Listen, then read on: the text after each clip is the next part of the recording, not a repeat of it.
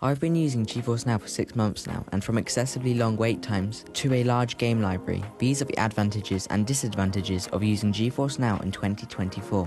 Okay, so I'm going to start with the good parts. First is the vast game library. In GeForce's almost 2,000 games, you are almost guaranteed to find your next favourite in your niche. GeForce also has a lot of compatibility with game launches, including Steam, the Epic Games Store, Xbox Store, and Ubisoft. As well as this, GeForce Now offers a free tier, which is the only one of a kind.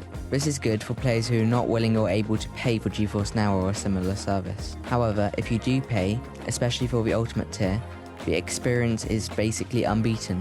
This is because it gives you access to a higher tier of rig, which boosts your performance and provides access to 4K streaming at higher frames per second. Now let's move on to the weaknesses. Recently, GeForce Now has not been in a very good state. Not only have they raised prices, but also they are oversubscribed. The problem has gotten so bad that people are waiting over 2 hours just to get a rig. This isn't just a problem for GeForce Now, but also other virtual gaming services, as recently there's been a big influx of players to the market as a whole. However, because GeForce Now does offer a free tier, unlike everyone else, it is automatically the first choice for most people. I personally don't think this is going to change anytime soon, because long term these users who are waiting way too long for a rig are more likely to upgrade to skip the wait, which in turn gives Nvidia more money.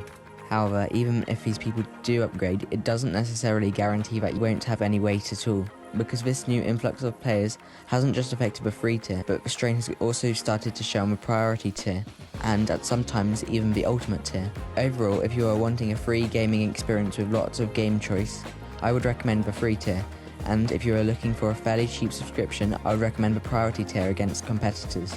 However, if you are willing to pay as much as the ultimate tier, I would definitely look at competitors, as some offer more for less price, or you could get your own system.